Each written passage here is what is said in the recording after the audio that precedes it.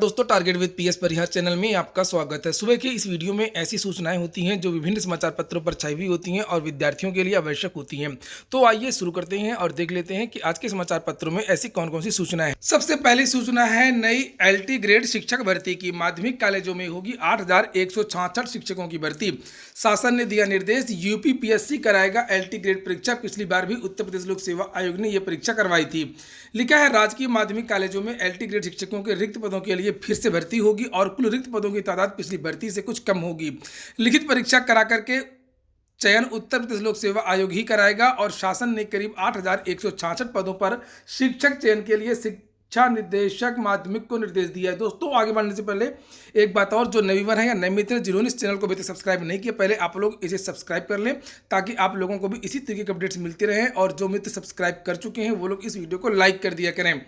नीचे यहाँ पर लिखा है कि कहा गया कि वे आयोग से संपर्क करके भर्ती कराएं। शासन का निर्देश है कि राजकीय कॉलेजों में शिक्षकों की कमी से पठन पाठन प्रभावित न हो। विशेष सचिव कुमार राघवेंद्र सिंह ने शिक्षा निदेशक माध्यमिक को पत्र भेजा है। इसमें कहा गया है कि राजकीय कॉलेजों में सहायक अध्यापक पुरुष शाखा के 6,477 पद रिक्त दिखाए गए हैं, जिसमें 5,624 रिक्त पदों का अधियाचन उत्तर प्रदेश आयोग को भेजा जा चुका है। शेष 853 पदों का अधियाचन अभी भेजा जाएगा। निर्देश है कि 853 पदों का अधियाचन शीघ्र भेजा जाएगा। सहायक अध्यापक पुरुष व महिला के 10,768 पदों का अधियाचन 2017-18 में उत्तर प्रदेश लोक सेवा आयोग को भेजा गया था, जिसमें अभी तक 3,455 पदों का पैनल आयोग से मिला है। शेष 7,313 पदों के संबंध में स्थिति स्पष्ट नहीं है।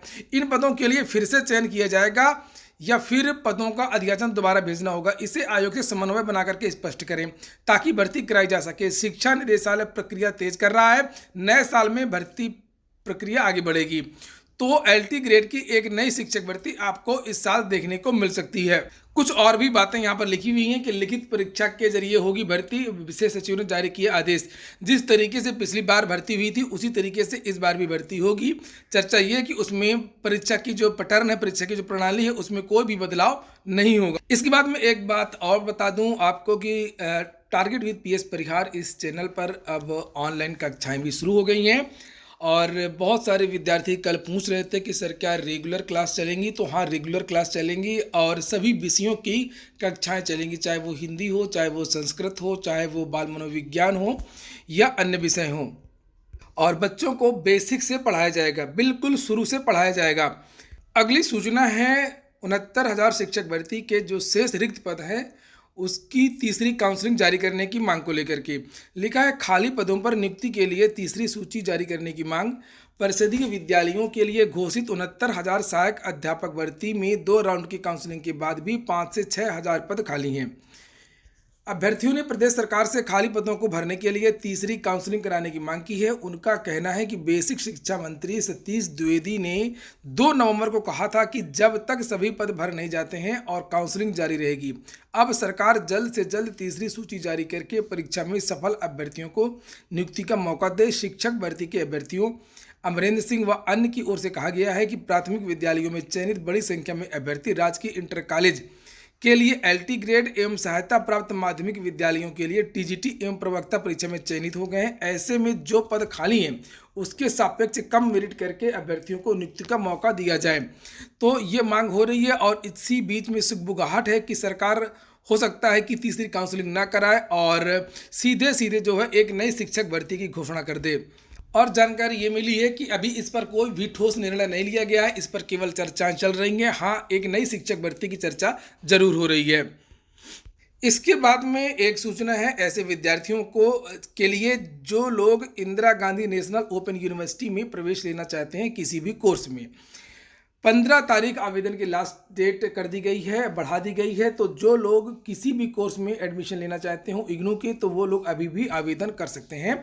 यहाँ पर लिखा हुआ है कि Indira Gandhi national open university ने शैक्षणिक सत्र 2020-21 के तहत जुलाई सत्र में ऑनलाइन दाखिले की जो तिथि है वो 15 दिसंबर तक बढ़ा दी है। दरअसल विश्वविद्यालय अनुदान आयोग यूजीसी ने देश के सभी विश्वविद्यालयों के open and distance learning mode ODL में दाखिले की तिथि 15 दिसंबर तक बढ़ाने का निर्देश दिया था। इग्नू प्रबंधन के मुताबिक स्नातक, स्नातकोत्तर समेत अन्य कोर्स में दाखिले के लिए छात्र ऑनलाइन आवेदन कर सकते हैं। दाखिला लेने वाले छात्रों को कोई अतिरिक्त फीस नहीं देनी होगी, कोई लेट पेमेंट नहीं देना होगा।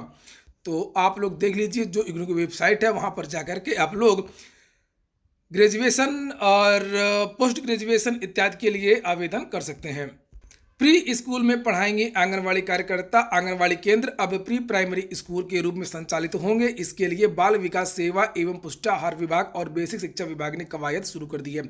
आंगनवाड़ी कार्यकर्ताओं और मुख्य सेविकाओं को प्रशिक्षण दिया जाने लगा है। आंगनवाड़ी केंद्रों को प्ले स्कूल व नर्सरी स्कूल की तरह विकसित करने का जिक्र नई शिक्षा नीति में है। और इसके बाद में अगली सूचना फिर एक घिसे पिटे बयान को लेकर के लिखा है। टीकाकरण शुरू होने के साथ ही भर्तियों में आएगी तेजी। भर्तियों में आएगी तेजी। जब उत्तर प्रदेश की ये भाजपा सरकार बनी थी, उसी समय से ये चर्चा थी कि 90 दिन के अंदर सभी जो रिक्त पद हैं वो भर दिए जाएंगे। और 4 साल होने को आ गए। समाचार पत्रों में और मुख्यमंत्री के भाषण में केवल ये सुनने में आता है, भर्तियों में आएगी तेजी। यहाँ पर लिखा है कि योगी सरकार ने दूसरे चरण में 36,590 चयनितों को नियुक्ति पत्र देने के साथ ही बेसिक शिक्षा परिषद में 69,000 सहायक अध्यापकों की नियुक्ति प्रक्रिया पूरी कर ली। मुख्यमंत्री योगी आदित्यनाथ ने शनिवार को इस अवसर पर कहा कि सरकार ने 3.5 साल में 3.5 लाख युवाओं को नौकरी दी है। और कोरोना की वैक्सीन लगने का काम शुरू होने के बाद सरकारी विभागों में भर्ती प्रक्रिया फिर से तेजी के साथ शुरू किया जाएगा। तो अभी कोरोना की वैक्सीन ये लगवाएंगे, जितने भी सरकारी कर्मचारी हैं उनको नोडल अफसर बना दिया जाएगा।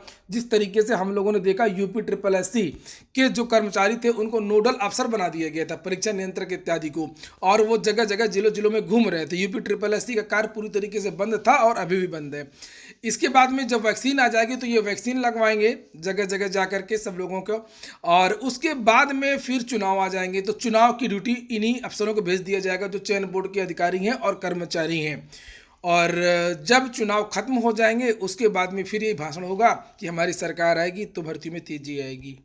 तो इन बातों को आप लोगों को बिल्कुल नहीं मानना है और तैयार रहना है। 12 तारीख को बहुत बड़ा ट्विटर अभियान है, तो उसमें सभी विद्यार्थियों को भाग लेना है। और मेरा तो दरोगा भर्ती इत्यादि से कोई लेना देना नहीं है, और मुझसे बहुत सारे छात्रों ने अनुरोध किया था, इसलिए मैंने आप लोगों को बताया है। और सच्चाई आप लोगों को बताता हूं कि अगर आप लोग अभियान नहीं चलाएंगे, जिस तरीके से संविदा इत्यादि का अभियान इसके पहले चलाया गया था, तो आप लोगों का कुछ नहीं होने वाला। याद रखिएगा 12 तारीख को ट्विटर कैंपेन दरोगा भर्ती के लिए, ठीक है।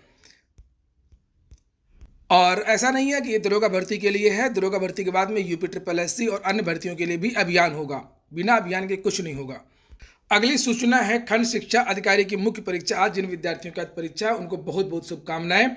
लिखा है उत्तर प्रदेश लोक सेवा आयोग ने खंड शिक्षा अधिकारी 2019 मुख्य परीक्षा की तैयारी पूरी कर ली है। परीक्षा प्रयागराज, लखनऊ, गाजियाबाद के 8 केंद्रों पर आयोजित की जाएगी। इस परीक्षा में कुल 4,173 विद्यार्थी भाग।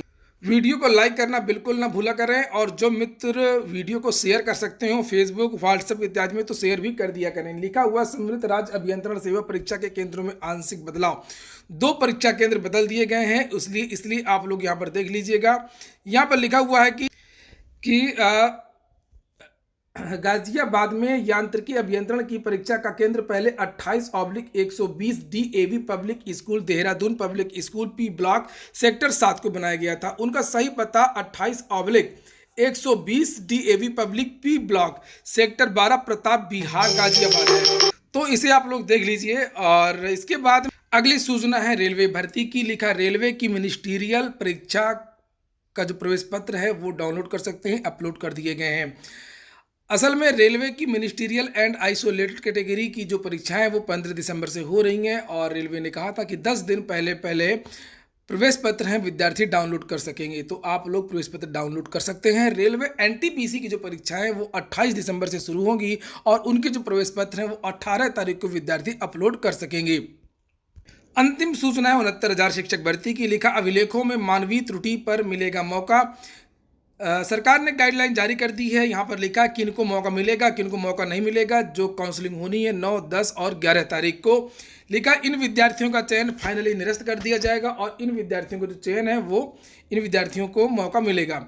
यहाँ पर लिखा है मूल अंक पत्र प्रमाण पत्र में अभ्यर्थी या उसके पिता माता या पति का नाम अगर गलत पाया जाता है तो चयन निरस्त हो जाएगा। आवेदन पत्र में वास्तविक अंक से अधिक प्राप्तांक अगर भर दिया है, गुणांक प्रभावित होता है, तो आपका जो चयन है वो निरस्त कर दिया जाएगा। आवेदन पत्र में वास्तविक से कम पूर्णांक अगर आपने भर दिया है तब भी चयन निरस्त हो जाएगा। ऐसी महिला अभ्यर्थी जिन्होंने पिता की बजाय पति के जाति प्रमाण पत्र के आधार पर आरक्षण का लाभ लेकर के चयन पा लिया है, उनका चयन निरस्त हो जाएगा। गैर मान्यता प्राप्त संस्था से प्राप्त प्रशिक्षण प्रमाण पत्र स्वीकार नहीं होंगे। शिक्षा विभाग में पहले से कार्यरत सहायक अध्यापक, उनको भी मौका नहीं दिया जाएगा, उनका चयन निरस्त किया जाएगा। पुरुष महिला की श्रेणी अगर गलत कर दिया है, तो अगर आपने कैटेगरी गलत भरा है, यानी महिला ने किसी पुरुष को में भर दिया है और पुरुष ने किसी महिला को भर दिया, तो वो सुधार नहीं होगा। विशेष आरक्षण का लाभ पाकर के चयनित इसके पात्र नहीं या इस श्रेणी के प्रमाण पत्र न देने पर, वर्ग या श्रेणी गलत भरने पर, मूल अंक पत्र या प्रमाण पत्र गायब होने पर 3 माह में उन्हें प्रस्तुत करना होगा। अगर वो प्रस्तुत नहीं कर पाते तो उनका भी चयन निरस्त कर दिया जाएगा। सीटेट के अंकों में भिन्नता भी नहीं होनी चाहिए। और यहाँ पर लिखा, इन विद्यार्थियों को मौका दिया जाएगा। अभ्यर्थियों ने अपने माता पिता का नाम अंकित होने में वर्तनी की अगर गलती है तब संशोधन किया जा सकता है बीएसए कार्यालय में।